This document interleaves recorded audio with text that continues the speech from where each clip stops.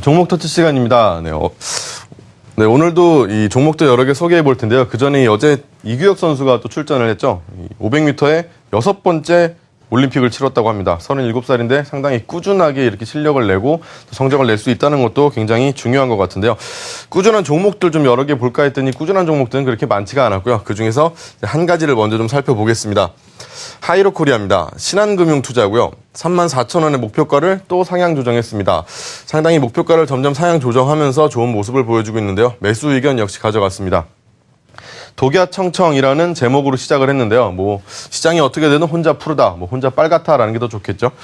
4분기 매출액은 8.1% 성장했고요. 영업이익은 8.4%, 영업이익률은 23.2%가 나왔습니다. 고부가 제품인 해양 매출이 30%에 육박을 하면서 2013년 연간 영업이익률도 22.7% 상당히 높게 예상을 하고 있었습니다. 다만 이제 난이도가 높은 해양공사 비중이 좀 많아지면서 아무래도 실적이 잡히는 것이 좀 지연됐다라는 것이 아쉬울 수는 있겠지만 그만큼 또 2014년에 대한 매출 성장은 또 보장됐다 할 수 있겠죠. 첫 번째 그래프를 살펴보겠습니다.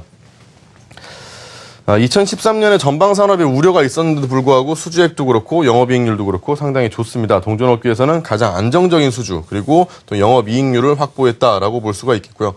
그리고 다음으로 보는 거는 전방산업이 꾸준히 성장하는 그런 시기에는 아무래도 이렇게 꾸준하게 가고 있다는 것은 성장성의 측면에서 봤을 때는 그렇게 좋은 요인은 아닐 수가 있겠습니다. 그래서 그때는 이게 할인 요인이 됐다면 지금 전방산업이 그렇게 좋지 않은 상황에서는 10% 성장 그리고 거기다가 23%대의 높은 영업이익률을 지켜준다는 이런 꾸준함이라는 것은 굉장히 프리미엄으로 작용할 수 있다라는 겁니다. 그래서 하이로코리아에 대해서 34,000원의 목표가를 상향 조정했고요. 매수 의견 낸 신한금융투자의 의견이었습니다. 다음은 아시아나항공입니다. 7,000원의 목표가고요. 매수 의견 제시한 하나대투증권의 의견입니다. 2013년 4분기 실적이 저점을 확인했다라고 합니다. 여객 부진도 있었고 화물 부진도 있었는데요. 먼저 그래프 살펴보겠습니다. 여객 부진은 나타나고 있고요. 그리고 화물도 부진이죠. 근데 여객 부진은 일본 쪽에서 좀 안 좋게 나타났습니다. 아무래도 이제 일본의 인기가 좀 줄어들면서 일본 가는 사람들도 많이 줄어들었고요. 그래서 여객 수요가 좀 줄어들었다라고 볼 수가 있겠고요. 화물 부진 같은 경우에는 화물 운송 가격은 회복이 됐습니다. 그런데 화물이 운송 가격이 회복이 됐어도 수요가 또 적어졌기 때문인데요. 유가와 환율 안정으로 연료비 부담이 이제 다소 감소하긴 했지만 그래도 수요 회복이 더디면서 빠르게 흑자 전환은 좀 어려울 것 같다라는 의견을 가져갔습니다. 그래도 2014년 전체적으로 볼 때는 흑자 전환이 또 가능할 것이다라고 전망했는데요. 유류비가 절감, 그리고 대체 휴일제 도입, 그리고 원화 강세로 출국자 수가 이제 증가될 것이고, 또 올림픽, 여름 먹여 살리죠. 올림픽 영향으로 화물도 증가하면서 2014년 전체적으로 봤을 때는 흑자 전환 전망하면서 중장기적으로 봤을 때는 그래도 좀 괜찮겠다라는 의견이었습니다. 다음 한국콜마입니다. 34,000원의 목표가고요. 매수 의견 낸 한국투자증권입니다. 어제 새벽에 2013년 3분기 매출이 다행히도 이제 예상치를 상회했습니다. 2분기 매출이 역성장을 보였었죠. 2분기 때는 마이너스 13.7%를 하다가 이번에는 플러스 5.6%로 돌아섰습니다. 다행히 이제 바닥을 찍었다 이런 신호가 왔다라고 보는 것 같은데요. 이제 한국콜마에 대해서 가장 좀 우려가 되면서 가장 중요하게 보는 것이 바로 국내 실적인데 국내 실적이 턴어라운드 됐다는 거 좋다라고 볼 수 있겠습니다. 그리고 이제 그 다음으로는 중국인데요. 중국은 4분기 매출이 98.9%, 그리고 영업이익은 104.2%가 전년 동기 대비해서 늘어났습니다.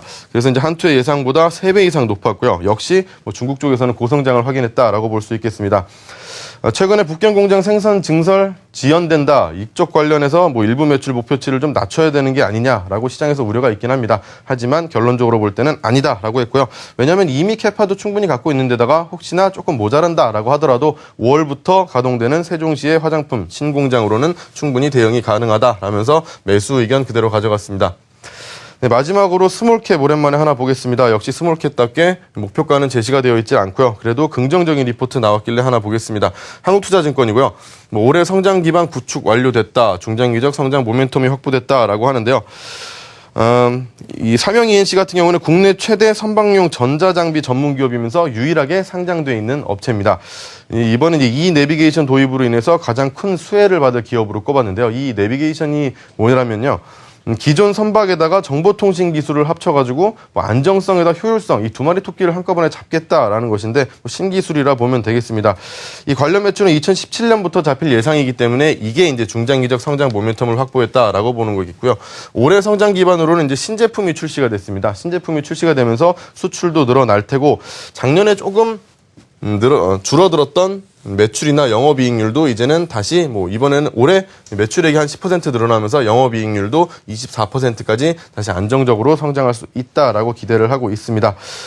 그래서 이제 다시 이제 성장세를 돌려가면서 그 다음에 2015년까지도 쭉 그 성장세를 이어갈 수 있다라면서 삼형 ENC에 대해서 긍정적인 리포트까지 마지막으로 봤습니다. 네, 이렇게 꾸준하게 가는 코스피 되기를 한번 바라보면서 종목 터치 시간 오늘 여기까지 하겠습니다.